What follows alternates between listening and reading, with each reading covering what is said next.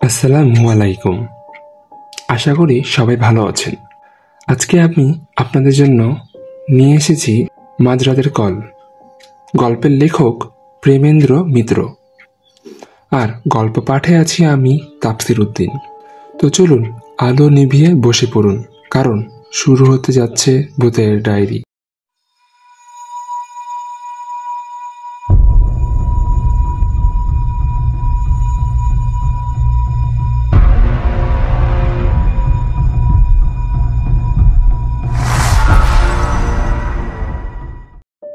সেদিন রাতে আমি শহরের বাইরের এক নির্জন জায়গা থেকে একা ফিরছিলাম। প্রচণ্ড শীত পড়েছিল। গরম কোট আর মোটা মাফলারে নিজেকে জড়িয়েও মনে হচ্ছিল ঠান্ডা আমার হাড়ের ভেতর ঢুকে যাচ্ছে। আমি আমার পুরনো গাড়ি চালিয়ে ফিরছিলাম। 10 বছর ধরে এই গাড়ি আমার সঙ্গী, কিন্তু সেদিন কেন যেন মনে হচ্ছিল কেউ যেন পাশে আসনে বসে আছে। ব্যাক ভিউ মিররে কারো ছায়া পড়ছে, কিন্তু তাকালে কিছুই দেখতাম না। আমাদের শহরটা বড়, কিন্তু কিছু রাস্তা খুবই নির্জন। যে পথ দিয়ে ফিরছিলাম সেটি ছিল একদম শুনশান। দুই পাশে গা ছমছমে গাছপালা, মাঝে মাঝে হালকা কুয়াশা ঢেকে যাওয়া ফাঁকা মাঠ।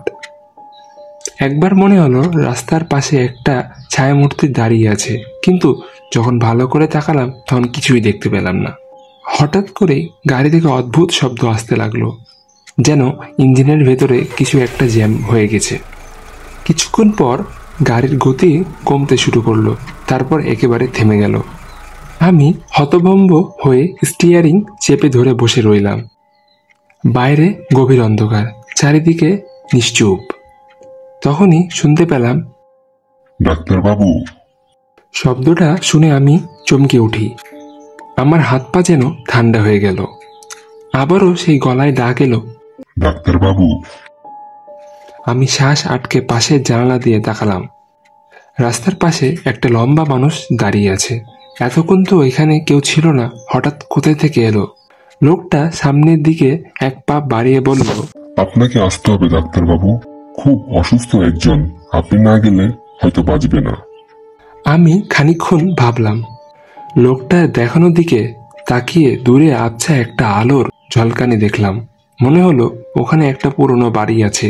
এই নির্জন জায়গায় বাড়ি, কি যেন একটা কৌতূহল আমার মনের ভিতরে ঢুকে গেল। লোকটার পেছনে পেছনে হাঁটা শুরু করলাম। রাস্তার ধারে গাছগুলো এত উঁচু আর ঘন ছিল যে মনে হচ্ছিল তারা কিছু একটা লুকিয়ে রেখেছে। গাছের পাতার মধ্যে কোথাও যেন ফিসফিস শব্দ হচ্ছিল, যেন অজানা কেউ কানে কানে কথা বলছে। বাড়িটা সামনে এলো। ছোট পুরনো কাঠের বাড়ি, জানালা দিয়ে কমলা রঙের আলো আসছে। লোকটা বলল, ভেতরে যান, আমি আসছি। আমি দরজার কাছে দাঁড়িয়ে শ্বাস নিলাম।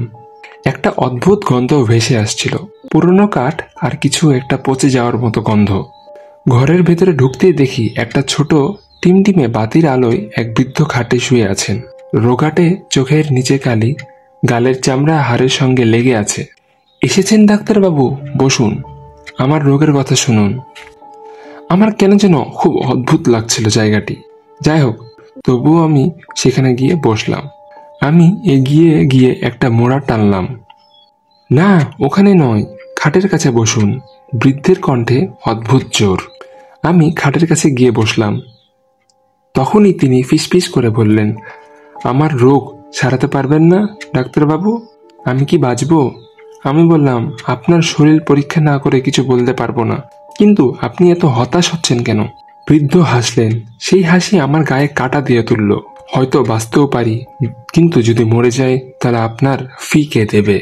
আমি অবাক হয়ে বললাম, না পেলেও ক্ষতি নেই, আমরা শুধু টাকার জন্য চিকিৎসা করি না। বৃদ্ধ আবার বললেন, আমার টাকার ব্যবস্থা আছে। ওই ছোট বাক্সটা দেখছেন? যদি আমি মরে যাই তাহলে ওটা খুলে দেখবেন। সেখানে আপনার পাওনা টাকা আর একটা দরকারি কাগজ আছে। আমি কৌতূহলী হয়ে বললাম, কি কাগজ? বৃদ্ধ বললেন, আমার উইল। আমার ছেলে আছে, কিন্তু তাকে ত্যায্য করেছিলাম। এই কাগজটা না থাকলে সে কিছুই পাবে না। আমি এবার বললাম, আচ্ছা, আগে আপনার শারীরিক অবস্থা দেখি। তিনি হাত বাড়িয়ে দিলেন। আমি তার নাড়ি দেখার জন্য হাত ধরতেই শরীর কেঁপে উঠল। তার হাত বরফের মতো ঠান্ডা। ভয় পেয়ে ভালো করে পরীক্ষা করলাম, কিন্তু এই কি, তিনি তো মৃত। শুধু মৃত নন, তার শরীর শক্ত হয়ে গেছে, অর্থাৎ তিনি অনেক আগেই মারা গেছেন। কিন্তু তাহলে এতক্ষণ ধরে কে কথা বলছিল? বাতিটা দপদপ করে জ্বলে উঠল, তারপর এক মুহূর্তের মধ্যে নিভে গেল। আমি আর কিছু ভাবতে পারছিলাম না, শরীর হিম হয়ে গেল। দৌড়ে দরজা খুলে বাইরে এলাম। কুয়াশার ভেতর দৌড়াতে দৌড়াতে গাড়ির কাছে পৌঁছালাম।